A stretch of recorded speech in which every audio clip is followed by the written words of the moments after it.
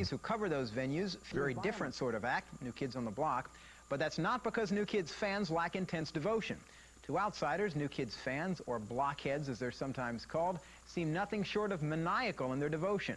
But what do the blockheads have to say for themselves? And what does a psychologist make of this obsession? You're about to find out.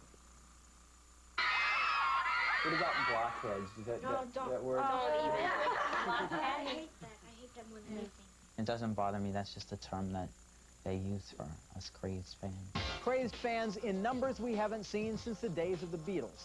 And if you don't believe me, you can check the stats. As you can see, Aerosmith, Poison, and George Michael are all pretty close in terms of fan club membership. But the New Kids, with 175,000 members, leave them all in the dust.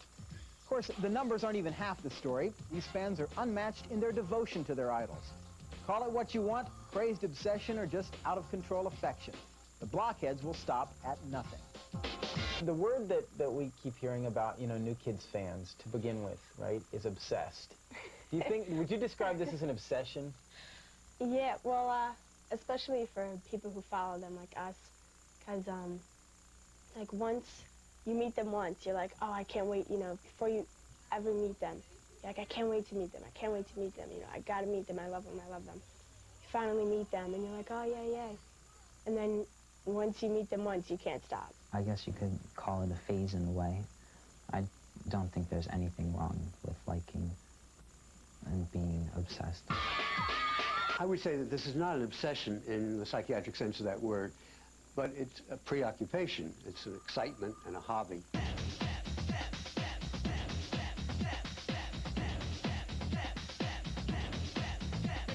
I think I have like 400 pinups from magazines, and I'm sure I have thousands of dollars in merchandise. This is Donnie's hair.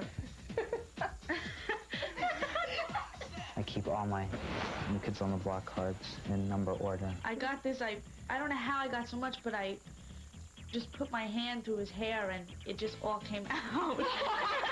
I mean, I'm going to keep this probably forever and, like, look back on it and say, well, I had his hair. The possibilities are that it becomes an addiction. That an addiction implies that a pleasurable activity has gotten out of control. We'll look over, like, every hotel there is, and then, we find them. A lot of girls are real jealous. Yeah. Do they get, like, violent or ever? Or? Yeah, they get violent. They've been fights and stuff. I would call this pseudo-sexual activity in early teenagers who are living out a fantasy of sexuality in a way that is really not sexual. It is really a kind of group competitive activity to get close to this handsome man without any real likelihood that anything is going to happen. When they left for London, we followed them to the airport, and we went on the roof to see them. We're up against the fence, Donnie, Jordy, and everyone's up against the fence, and there was barbed wire across the top. We went on the runway where the plane was, and we almost got dragged off by a cop. I ripped my shirt and I scratched my leg, all the way up my leg, and got cuts all over me. And I was on the runway. The cops were like, "Come here." I guess you would. There's not much you'd stop at for no. For New Kids. No. Okay. Definitely, if someone tried to shoot them, I'd definitely jump in front of them. Jump in the way. Yeah. What is important is, does it get out of control? If it leads to self-destructive behaviors, if it leads to flunking out of school or losing one's job, then it's gone too far. But if it doesn't lead to any of those disastrous consequences, it seems to me it's a phase of life that has to be dealt with as that's where young people are at, some of them, and why not? And finally, everyone's always asking, where will New Kids on the Block be in 5 years? So what about the New Kids' kids? They've invested so much time, money, attention.